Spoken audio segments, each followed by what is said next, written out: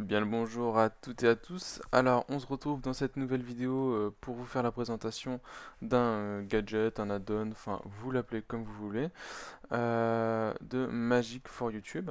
Ça permet donc la personnalisation, voire même l'amélioration de votre lecteur YouTube. Il faut savoir que YouTube a donc été racheté par Google il y a déjà un petit peu. Donc, ce gadget est exclusivement réservé au navigateur Google Chrome. Donc, on va aller directement sur la présentation. Alors, je vais mettre un lien de téléchargement de cette extension en dessous de ma vidéo. Donc là, je vais aller dessus. Donc, quand vous allez cliquer sur le lien, vous allez arriver sur cette page. Vous cliquez tout simplement sur Ajouter à Chrome, comme pour toutes les extensions auparavant. Ensuite, pour savoir si l'extension a bien été mise en place, vous allez dans la configuration de Google Chrome, ensuite dans Outils et vous cliquez sur Extensions. Vous avez alors une liste de toutes les extensions que vous avez installées auparavant et l'extension Magic Action for YouTube. Alors on peut l'activer ou la désactiver, voire carrément la supprimer. Donc la mienne est activée, voilà. On va aller maintenant sur YouTube pour vous présenter les différentes modifications. Ensuite, je vais cliquer sur la première vidéo. Alors, je vais peut-être mettre sur pause pour éviter le bruit. Voilà. Donc, alors, concrètement, qu'est-ce que ça rajoute? Ça rajoute donc cette petite barre avec plusieurs onglets, plusieurs options en dessous de la visionneuse de YouTube. Donc, le premier onglet, c'est les options. Alors, les options, on clique dessus, on arrive sur un nouvel onglet qui nous donne une page pour modifier votre YouTube à votre plein gré. Alors il faut savoir que Magic Action for YouTube est un logiciel pour le moment qu'en anglais. Alors pas besoin d'être bilingue, c'est tout simplement... Alors je vais pas passer en revue ni faire une traduction de toutes les options. Vous verrez par vous-même, hein, c'est vraiment basique, hein, c'est genre changer la couleur, augmenter la dimension de la visionneuse, etc., la qualité. Bon, voilà, vous trafiquez un petit peu tout ça pour voir les différents changements. Personnellement, j'ai laissé ça par défaut parce que moi ça me convient. Voilà, voilà. Donc, ensuite, on va revenir sur la page. On a donc le mode cinéma. Alors, je vais cliquer dessus. Le mode cinéma, ça vous donne une sorte de petite ambiance pour que ce soit beaucoup plus agréable à regarder votre vidéo. On a donc plusieurs backgrounds pour ce mode cinéma, enfin plusieurs thèmes surtout.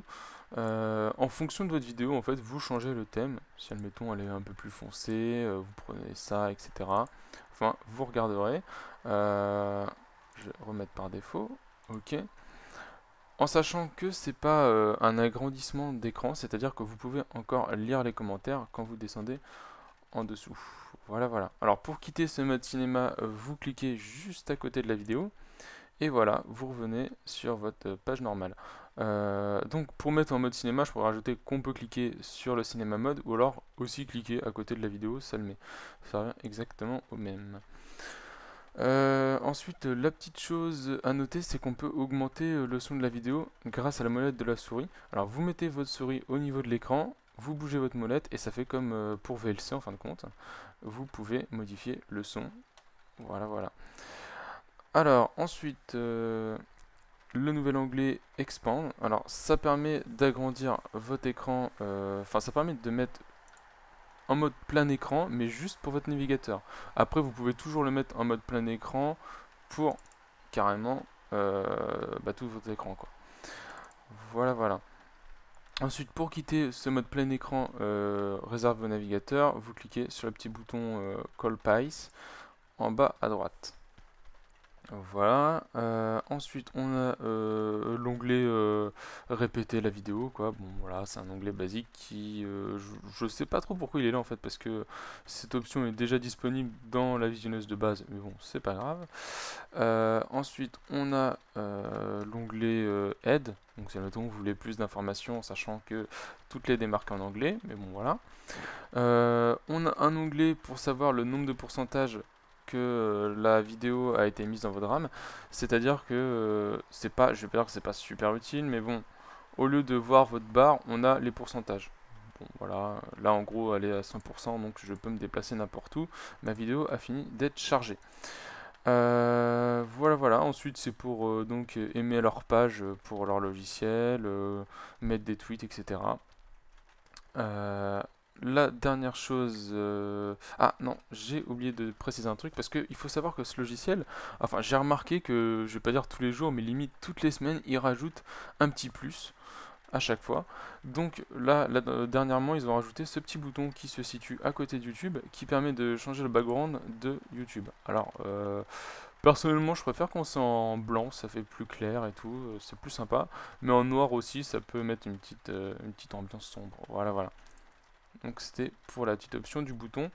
Ensuite, la dernière chose à savoir, c'est donc au niveau des commentaires. Alors vous avez pu remarquer que le changement, c'est que vous avez l'image de la chaîne du commentateur.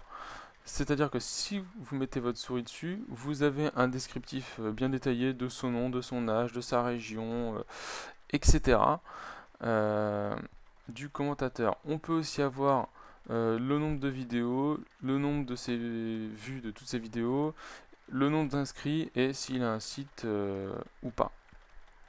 Voilà. Donc je crois que j'ai fait à peu près le tour pour ce logiciel.